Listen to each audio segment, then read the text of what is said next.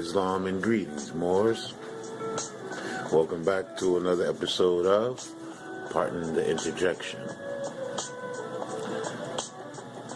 I would love to give high honors to Prophet Noble Drew Ali and all the active Moors.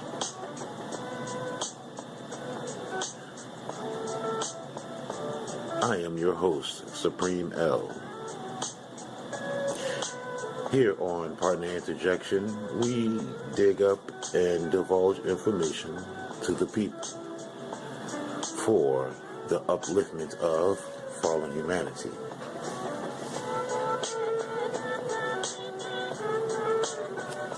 Today is March 22nd, 2015, Gregorian calendar. I would like to say what's up to all my Moors. Much love to all of y'all. Today is a special occasion. We have a Grand Sheik from Temple, Canaan Land Moors. Grand Sheik Adwo, Kudjo Adwo L. And we can get him here shortly. We're going to get him here on the line shortly.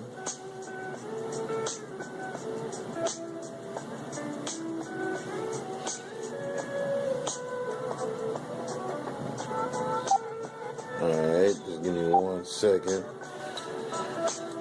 to get it together.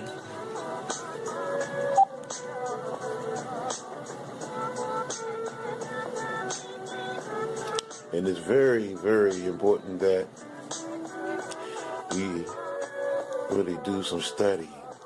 Studying is key. Trust me, studying is key, people.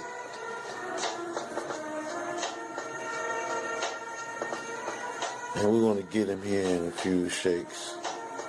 Trying to bring him up on the contact list. And get the number together.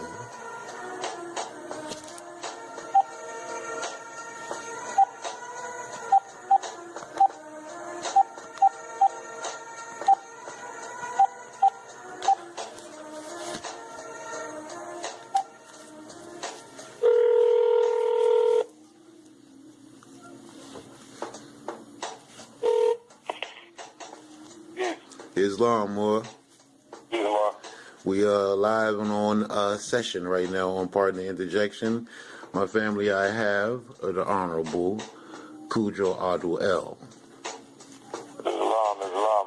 Okay, we was going to get into just a couple of topics that's short today. On Pardon the Interjection, we have to come one of the topics, my brother Los, he say what's up to Kudjo. He says, the culture of hip-hop, then and now. If you can expand just shortly on, some of these topics that we bring to you, if you don't mind, brother. Well, first of all, I want to say honors to you for having a forum where Moors could get the information that is desperately needed for our people. Bless. Based on their mental enslavement that they don't want to admit that they have, even Bless. conscious people. Bless. So, keep doing the work that you're doing because it's definitely needed, and we need more people like yourself to take any chance that they get to try to get this information out to our people. Blessing all things to you, brother. Blessing all things.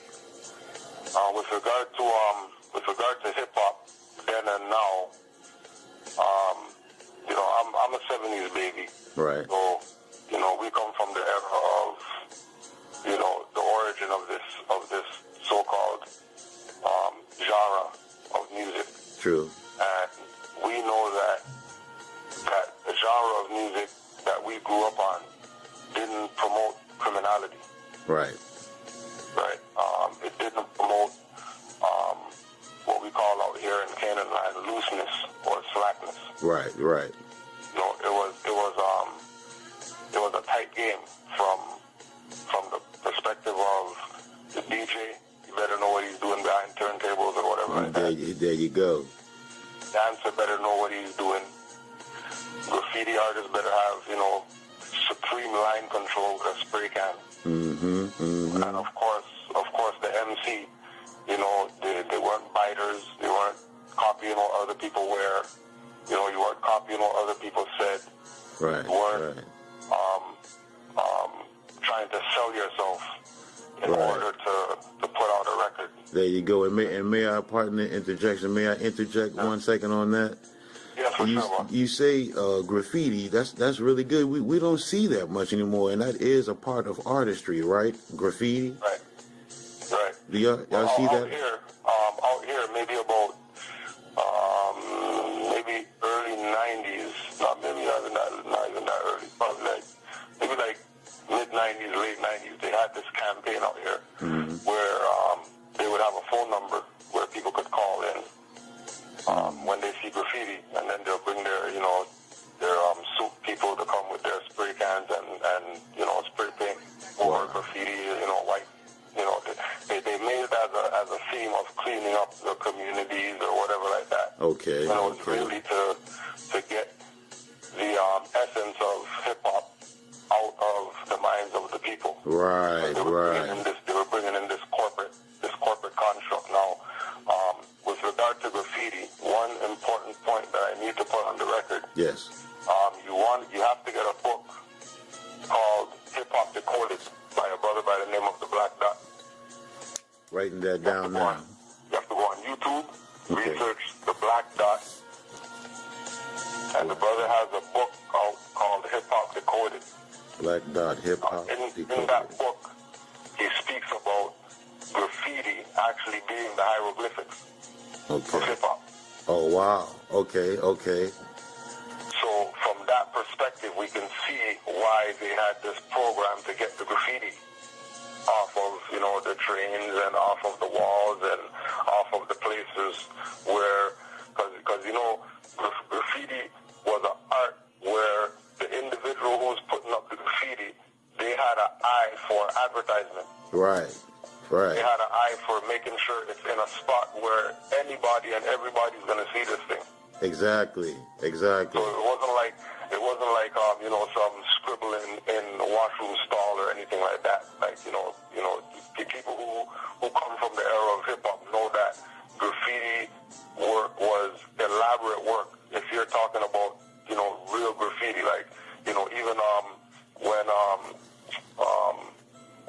Right On and Source and Word Up magazine or whatever like that, they always had a graffiti section. Right, that's right. Graffiti, take pictures of the best graffiti and post that full page so people could see, the artistry in this thing called graffiti. That it wasn't just some scribbling on a wall. You know what I mean?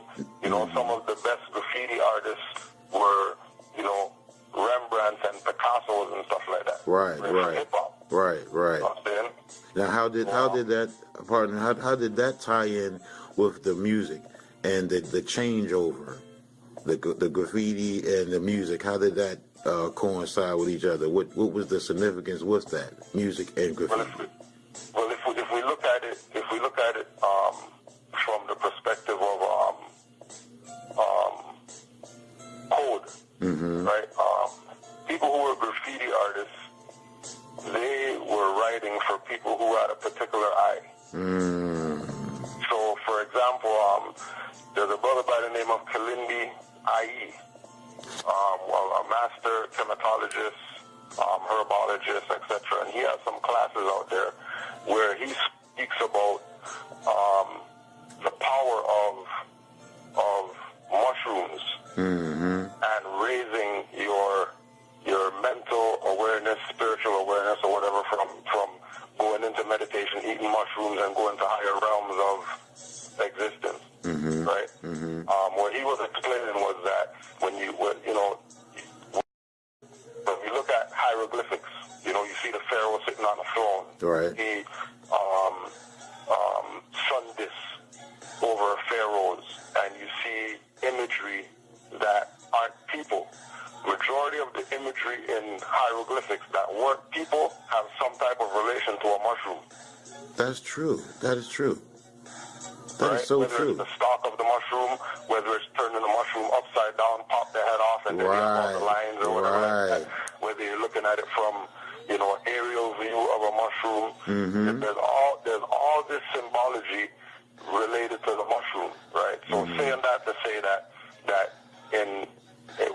relative to hip hop and graffiti, if graffiti was used as a code system or a writing system, right, in order to tell a message, or to, some people use it as, their brother is a rap artist or whatever, you want to promote him, make a glyph, and you put the glyph on the wall. Right. It might be a dude smoking a pipe, but really when you look at it from the right angle, it's really spelling out the name of, whatever group or crew or whatever for a particular area. Right. Like that. That's right. That's right. It was used to spread a message, as well as it was also used, just like the MC used the mic to express himself. It was also a mode of expression for people who, weren't, MCs or dancers or DJs. Right. So that would good with a spray can like a pencil. Right. So that will bring us basically to communication. Right. Got you. Right. Got you. I got you. Okay. And to the second topic, not to hold you up because I know your time is very precious, my brother. All good. The second question he had me to ask you is Prophet Noble Ali and Marcus Garvey connection. Okay. There's you're gonna do your research on, or you're gonna check out a newspaper. There's a newspaper clipping from a newspaper called the Chicago Defender. You can Google this. Chicago. Just for all the so-called Garveyites or whatever who want to talk and play around like they never met each other. Okay. A brother had a paper in Chicago called the Chicago Defender. And in that paper, 1928, if I'm not mistaken, Okay. there's an article